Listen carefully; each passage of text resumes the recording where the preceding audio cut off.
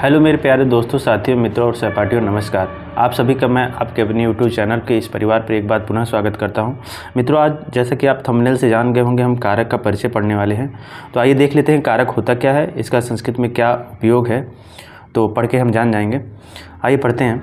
तो कारक देख लीजिए, हमने परिभाषा लिखा हुआ है, जैसा कि आपको इस वीडियो में दिख रहा होगा कि किसी वाक्य में संज्ञा या सर्वनाम का क्रिया के साथ संबंध कारक कहलाता है, या कारक यह इंगित करता है कि वाक्य में संज्ञा या सर्वनाम का क्या कार्य है। ठीक है, तो आप यहाँ से कारक की डिफिनीशन समझ गए होंगे। मतलब कारक का सीधा सीधा जो संबंध है वो कर्ता से होता है या क्रिया से होता है। ठीक है, तो कारक जो था, वैसे हिंदी में तो 8 होते हैं, लेकिन संस्कृत में कारक 6 होते हैं। पहला कारक है कर्ता कारक, कर्म, करण, संप्रदान, आपादान, अधिकरण। ये 6 कारक हमारे पास हैं संस्कृत में। ठीक है, अब संस्कृत भाषा में कारक का प्रयोग क्या होता है ये देख लीजिए आप। तो जैसे देखेंगे अगर आप, तो बालक ने पाठ पढ़ा। अब बालक ने क्या है यहाँ पे, आप जब अभी आपको हम कर्ता जब चिन्ह पढ़ाएंगे कारक का, तो ने जो है कर्ता कारक के साथ आता है। ठीक है, कर्ता ने, तो यहाँ पे कर्ता चिन्ह कारक है और प्रथम विभक्ति है। अतः बालक शब्द का रूप जो होता है प्रथम विभक्ति एक वचन का है। तो एक वचन में बालक को हम कहते हैं बालकः। जब आप जो है शब्द रूप हम आगे आपको पढ़ाएंगे, तो जब आपको प्रथम विभक्ति एक वचन पता चल गया, तो आप शब्द रूप से वहाँ देखेंगे तो पहला विभक्ति में आपका एक वचन में बालका आता है। तो अगर इसका हम संस्कृत में जब अनुवाद कर रहे होंगे, तो इसका अनुवाद हो जाएगा बालकः पाठम अपठत। ठीक है, आगे आइए हम और देखते हैं। संस्कृत में क्या होता है, कारक को ही विभक्ति कहते हैं। ठीक है, आप जब अभी दिखाते हैं आपको, यहाँ पे देखिए लिखा हुआ है, ये कारक है और ये विभक्ति है। तो विभक्ति आपकी कितनी है, सप्तमी तक है, और एक लास्ट में संबोधन होता है।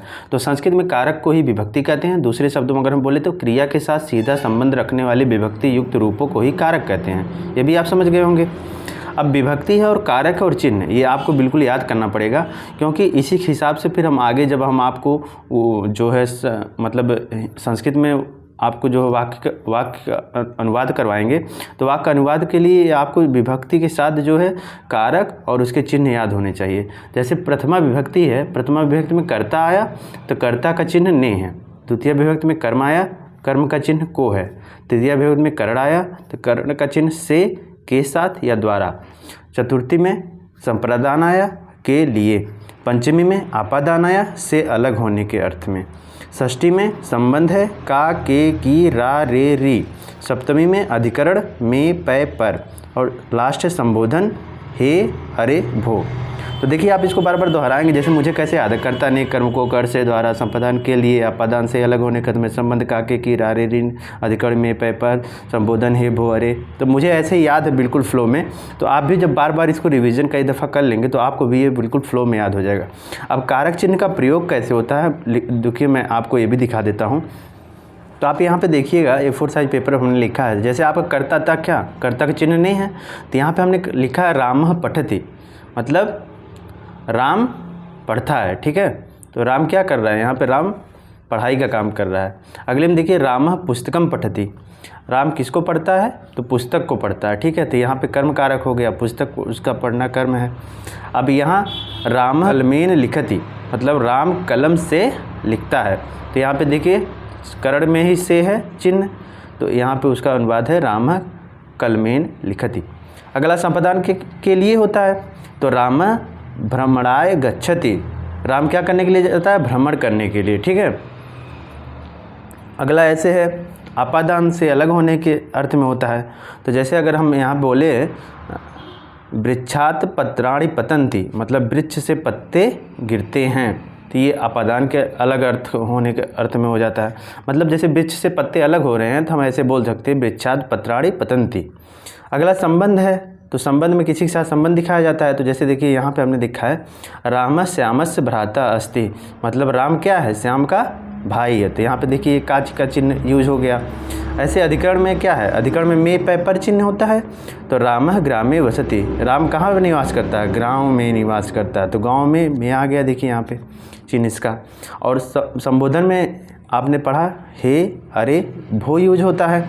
तो हे राम तम कुत्र गच्छसि, तू कहाँ जाता है, वो पूछ रहा है राम से, हे राम तू कहाँ जाता है। तो उसका देखिए संस्कृत अनुवाद हो जा रहा है, हे राम तो हम कुत्र गच्छसि, तो यहाँ पे देखिए ऐसे ही यूज होता है कारक चिन्हों का। तो सबसे पहले आपको क्या करना है, कारक की परिभाषाओं को याद कर लेना है, कारक किसे कहते हैं, और जैसा कि मैंने पीछे आपको दिखाया सारा याद कर लीजिएगा। इसके बाद विभक्ति के साथ कारक और कारक चिन्हों को आप याद कर लीजिएगा।